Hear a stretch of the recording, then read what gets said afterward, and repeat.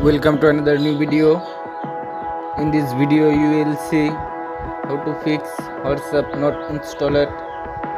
Please follow complete the process.